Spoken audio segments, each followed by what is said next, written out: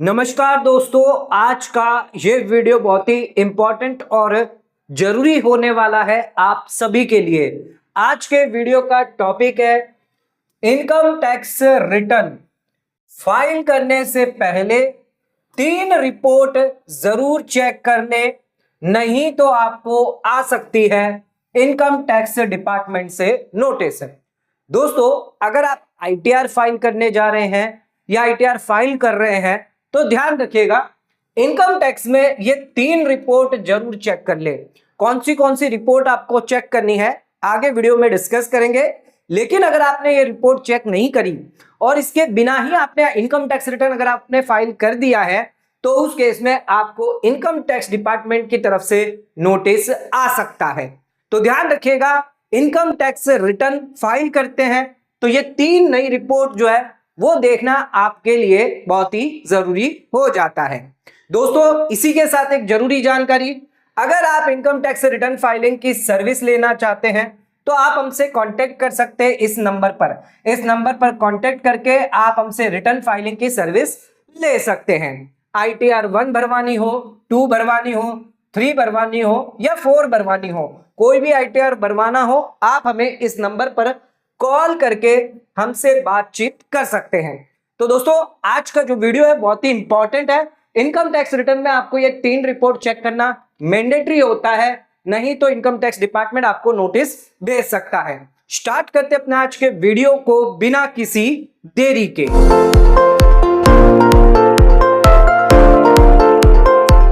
तो दोस्तों, आइए स्टार्ट करते अपना आज के वीडियो को और बात करते हैं कौन सी ऐसी 3 रिपोर्ट है जिसे आपको चेक करना जरूरी है अगर आप इनकम टैक्स रिटर्न फाइल करते हैं। यानी इनकम टैक्स रिटर्न फाइल करने से पहले ये 3 रिपोर्ट आप जरूर चेक कर लें।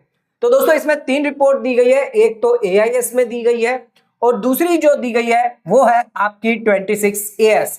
तो यहां पर आप ई फाइल में जाएंगे, इनकम टैक्स रिटर्न में जाएंगे, यहां पर आपको दिख रहा है व्यू फॉर्म 26AS है। तो यहां पर आपको ये पहली रिपोर्ट है। इस रिपोर्ट को आपको चेक करना मैंडेटरी इसलिए हो जाता है अगर किसी डिडक्टर ने आपका टीडीएस जो है वो डिडक्ट किया है तो उस केस में इस टीडीएस को अगर आपको क्लेम करना है तो आईटीआर आपके लिए मैंडेटरी होती है।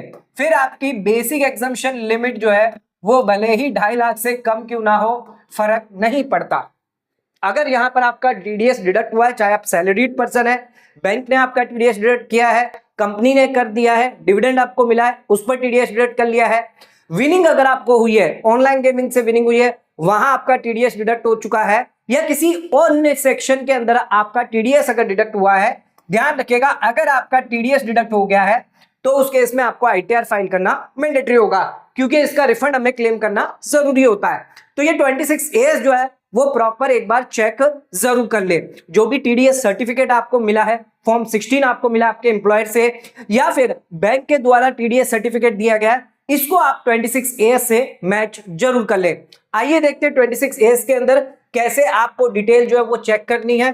तो यहां पर आ जाना आपको ट्रेसेस पे, तो वहां पर हम क्लिक कर देंगे और ट्रेसेस में आ जाएंगे। यहां पर आप देख सकते हैं डिटेल वाइज 26AS फॉर्म यहां पर आपको दिया गया है।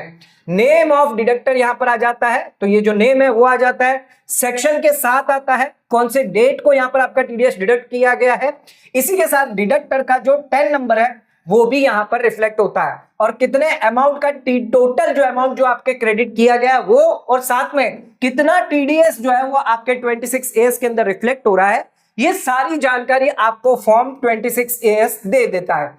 आपको इससे मैच किससे करना है, जो भी टीडीएस सर्टिफिकेट आपकी बैंक द्वारा आपको दिया गया है, एम्प्लॉयर द्वारा अगर आपको फॉर्म 16 दिया गया है तो उससे भी आप चेक कर सकते हैं कि जितनी आपकी सैलरी आ रही है, जितना आपका टीडीएस डिडक्ट हुआ है, क्या ये 26AS से मैच कर रहा है या इसमें कोई डिफरेंस आ रहा है, तो वो आपको चेक करना है। अगर कोई डिफरेंस आ रहा है, कोई टीडीएस जो है वो यहां पर अपडेट नहीं हुआ है, तो आपको आपके एम्प्लॉयर को जाकर बताना है। हो सकता है कि Q4 का रिटर्न शायद एम्प्लॉयर ने नहीं भरा है, उस वजह से यहाँ पर डिटेल नहीं आ रही हो, तो एम्प्लॉयर से जाकर आपको डिस्कस करना होगा कि अगर आपका 26AS के अंदर टीडीएस नहीं आ रहा है तो उसे रिटर्न को या तो रिवाइज करवाए या रिटर्न भरवाए, ताकि आपके 26AS के अंदर वो टीडीएस रिफ्लेक्ट हो। तो एक बार ये 26AS रिपोर्ट जो है वो जरूर आप चेक कर लें। ये तो हो गई हमारी पहली रिपोर्ट जिसको आपको मैंडेटरी चेक करना है। अब दूसरी रिपोर्ट की अगर बात करें तो वो है हमारी कंप्लायंस रिपोर्ट, जिसके अंदर दो इंफॉर्मेशन निकल कर आती है। एक होती है आपकी टीआईएस, टीआईएस और एआईएस। टीआईएस हमारी दूसरी रिपोर्ट है और एआईएस हमें तीसरी रिपोर्ट हमें चेक करनी होती है। टीआईएस जो होती है वो आपकी समरी होती है, जो जो इनकम यहां पर आती है, और एआईएस की अगर बात करें तो ये डिटेल इंफॉर्मेशन देता है। इसमें टीडीएस की भी डिटेल आपको शो हो जाती है। टीडीएस हो गया, एसएफटी की डिटेल हो गई, अगर आपने कोई चालान पेड किया है, self assessment tax, advance tax पे किया है, आपको कोई इनकम टैक्स रिफंड मिला है तो वो भी आ जाता है। तो सारी डिटेल जो है वो आपको एआईएस में मिल जाती है। समरी आपको देखने को मिल जाती है टीआईएस से। तो यहां पर आप समरी देख सकते हैं टीआईएस के अंदर, जैसे आपको सैलरी मिल रही हो, डिविडेंड है, interest from saving bank account है, इंटरेस्ट फ्रॉम डिपॉजिट, एफडी से अगर आपको ब्याज मिल रहा है, ये आपको दिखाई देगा। इनकम फ्रॉम अदर पार्टी से, अगर आपने कोई शेयर्स वेयर्स लेकर रखे हैं या किसी को लोन दे के रखा है तो वहां से अगर आपको ब्याज मिल रहा है। सेल ऑफ सिक्योरिटी और यूनिट्स ऑफ म्यूचुअल फंड, अगर आपने म्यूचुअल फंड बेचा है, सिक्योरिटीज बेची है, तो उसकी भी जानकारी यहां पर दी गई है। उसका जो टर्नओवर है वो यहां पर बताया गया है। अब इसमें मैं आपको बताऊं, यहां पर आप समझ लीजिए 2 करोड़ का टर्नओवर दिख रहा है, 2 करोड़ का समझ लीजिए, मान के चलिए ये टर्नओवर आपका दिख रहा है। अब आप कहते हैं कि मेरी जो इनकम है वो बेसिक एग्जम्पशन लिमिट से कम है। मान लीजिए मेरी इनकम 2 लाख रुपया है, ठीक है, मुझे आईटीआर फाइल करना मैंडेटरी नहीं होता है, मुझे आईटीआर नहीं फाइल करना है, लेकिन क्योंकि मेरे टीआईएस और एआईएस के अंदर ये 2 करोड़ के ट्रांजैक्शन नजर आ रहे हैं, इस वजह से हो सकता है यहां पर मेरा लॉस भी हो सकता है। ऐसा नहीं है कि मेरा प्रॉफिट हो, यहां पर मेरा लॉस भी हो सकता है या प्रॉफिट भी हो सकता है। हो सकता है मेरा ज्यादा प्रॉफिट नहीं हो, सिर्फ 50,000 का प्रॉफिट हो, क्योंकि मैंने नंबर ऑफ ट्रांजैक्शन इतने करे हैं, इस वजह से ये 2 करोड़ के ट्रांजैक्शन निकल कर आ रहे हैं, जिसकी वजह से मुझे आगे फ्यूचर में नोटिस आ सकती है। अगर मैं ये ट्रांजैक्शन रिपोर्ट नहीं करता हूं, यानी अगर मैं आईटीआर फाइल नहीं करता हूं, तो मुझे दिक्कत आ सकती है। क्योंकि इनकम टैक्स डिपार्टमेंट क्या समझेगा, इनकम टैक्स डिपार्टमेंट ये समझेगा कि 2 करोड़ के जो ट्रांजैक्शन हुए 100% आपका प्रॉफिट हुआ है और आपने टैक्स जो है सरकार को पे नहीं किया। ट्रांजैक्शन अगर आप दिखा देते हैं, इससे 2 फायदा होता है। एक तो आप इनकम टैक्स की नोटिस से बच जाएंगे, आपको इनकम टैक्स डिपार्टमेंट से नोटिस नहीं आएगी क्योंकि आपने ट्रांजैक्शन दिखा दिया। दूसरा, अगर आपको कहीं लॉस हुआ है तो इस लॉस को आप कैरी फॉरवर्ड कर सकते हैं अपने आने वाले फ्यूचर प्रॉफिट के लिए, यानी अगले साल अगर आपको प्रॉफिट होता है तो उस लॉस का बेनिफिट आपको मिल जाएगा। तो इनकम टैक्स रिटर्न नहीं फाइल करना एक बेवकूफी है। अगर आपके ट्रांजैक्शन आ रहे हैं, ज्यादा ट्रांजैक्शन आ रहे हैं, शेयर्स रिलेटेड, इंट्राडे रिलेटेड, या फिर आपके फ्यूचर ऑप्शन के ट्रांजैक्शन है, तो उस केस में आपको आईटीआर फाइल करना मैंडेटरी यानी जरूरी हो जाता है, भले ही आपकी basic exemption limit 2.5 lakh, 3 lakh, 5 lakh से कम भी क्यों ना हो। आपको यहां पर बेसिक एग्जम्पशन लिमिट कंसीडर नहीं करना है, आपको यहां पर रिपोर्टिंग करना इंपॉर्टेंट है, क्योंकि अगर आप रिपोर्ट कर देंगे तब इनकम टैक्स डिपार्टमेंट को पता चलेगा कि हाँ यस, इनका जो है ये लॉस था, इनका यहां पर कोई प्रॉफिट नहीं था, तो इनकम टैक्स डिपार्टमेंट आपको कभी जिंदगी में नोटिस नहीं भेजेगा। लेकिन वहीं अगर आप रिटर्न फाइल नहीं करते, आप सोचते हैं मेरी तो बेसिक एग्जम्पशन लिमिट से कम है, इनकम टैक्स डिपार्टमेंट मुझे क्यों परेशान करेगा, ऐसा नहीं है। इनकम टैक्स डिपार्टमेंट को यहां पर पता ही नहीं है कि आपका प्रॉफिट है या लॉस है, तो ये आपको बताना जरूरी होता है। आईटीआर फाइल करना आपके लिए मैंडेटरी होता है। कई सारी इनकम यहां पर आपके टीआईएस में रिफ्लेक्ट होती है, कई बार हम स्किप कर जाते हैं, जैसे कि सेविंग बैंक अकाउंट का ब्याज हम स्किप कर जाते हैं, एफडी का ब्याज स्किप कर जाते हैं, तो ये भी आप टीआईएस से चेक करके ही आईटीआर के अंदर रिपोर्ट करें प्रॉपर। अगर यहां पर कोई डिफरेंसेस है तो उसके लिए ऑप्शन दिया गया है, फीडबैक दिया गया, आप फीडबैक दे सकते हैं। इसके अलावा आपकी कोई अदर इनकम है, सेल सिक्योरिटी, अब यहां पर देखिए आपकी परचेज ऑफ टाइम डिपॉजिट है या फिर परचेज ऑफ म्यूचुअल फंड है, आपने एफडी परचेज करी है, एफडी परचेज करिए, आपने म्यूचुअल फंड परचेज करे हैं, ध्यान रखिएगा इनकी जो वैल्यूएशन है जो आपके एआईएस टीआईएस के अंदर रिफ्लेक्ट हो रही है, तो ये आपकी इनकम से मैच होना चाहिए। अगर ये इनकम से मैच नहीं हो रही है तो उस केस में आपको 100% नोटिस आ सकती है। मान लीजिए अगर किसी व्यक्ति ने 10 लाख रुपए की फिक्स डिपॉजिट करी है, एफडी करी है, म्यूचुअल फंड के अंदर यहां पर जो निवेश किया है वो 20 लाख रुपए का किया है, तो उस केस में यहां पर उसकी जो इनकम है वो 30 लाख रुपए मानी जाएगी कि मैक्सिमम आपकी 30 लाख तो इनकम है। इसी वजह से तो आपने ये एफडी करी है, इसी वजह से तो आपने म्यूचुअल फंड किया है, और आप आईटीआर नहीं फाइल करते, बिना इसको देखे हुए तो आपको दिक्कत आ सकती है। अगर मैं कहूं मेरी सैलरी ही 50 लाख रुपए है, तो यस, मेरे ये जो ट्रांजेक्शन है वो जेन्युइन है, मैं 10 लाख की एफडी कर सकता हूं, 20 लाख का म्यूचुअल फंड कर सकता हूं। अगर मेरी सैलरी 50 लाख है लेकिन मेरी सैलरी ही 5 लाख रुपए है, तो उस केस में इसको मैं जस्टिफाई कैसे करूंगा? हो सकता हूं मेरा पुराना जो है पैसा पड़ा हुआ है वो हो सकता है, लेकिन यहां पर आईटीआर फाइल नहीं करने पर आपको दिक्कत आ सकती है, नोटिस आपको आ सकती है।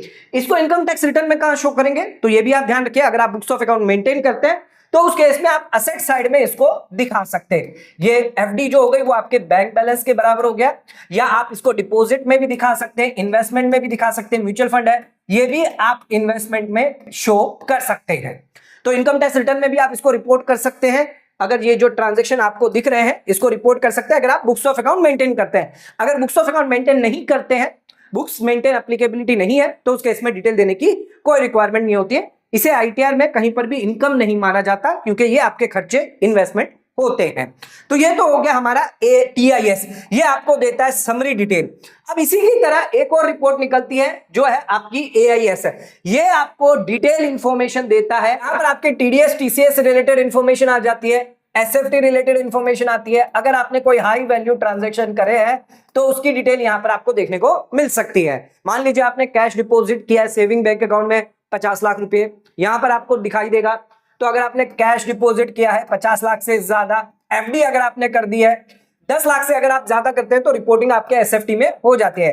कैश डिपॉजिट 10 लाख से ज्यादा किया है, एफडी की है 10 लाख से ज्यादा, अगर आपने कोई प्रॉपर्टी परचेज करी है 30 लाख रुपए से ज्यादा, शेयर्स में म्यूचुअल फंड में अगर आपने निवेश किया है 10 लाख रुपए से ज्यादा, या अन्य किसी हाई वैल्यू ट्रांजैक्शन किया है, तो उस केस में आपकी यहां पर रिपोर्टिंग हो जाती है। इसके बाद आ जाता है पेमेंट ऑफ टैक्स है।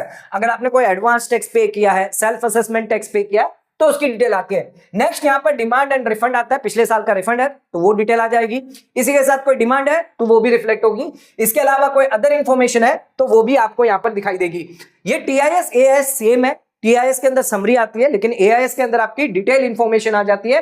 तो जो भी डिटेल इंफॉर्मेशन है वो आपको यहां पर देखने को मिल जाती है कि सैलरी जो है वो किससे कटा है, क्या कटा है, ये सारी डिटेल आपको यहां पर दिख जाएगी। आपके 26A में तो दिखेगी, यहां पर भी आपको देखने को मिल जाती है कि कौन से क्वार्टर में कटा है, क्या कौन सी डेट पे कटा है, कितना अमाउंट है, कितना टीडीएस है, ये सारी जानकारी आपको यहां पर दे देता है। एसएफटी की बात, एसएफटी के अंदर भी यहां पर डिटेल इंफॉर्मेशन आ जाती है कि भाई डिविडेंड जो है वो किससे मिला है, कौन सी इंफॉर्मेशन सोर्स क्या है, कितना अमाउंट ऑफ डिविडेंड है। इसी के साथ यहां पर सारे डिविडेंड आपका आ जाते हैं। यहां पर आप जाकर नंबर ऑफ पेज 50 कर सकते हैं, तो और डिटेल इंफॉर्मेशन आपको यहाँ पे सेविंग अकाउंट का ब्याज आ रहा है, कौन सी बैंक से आ रहा है, कितना ब्याज आ रहा है, सारी डिटेल यहाँ पर आपको देखने को मिल जाएगी।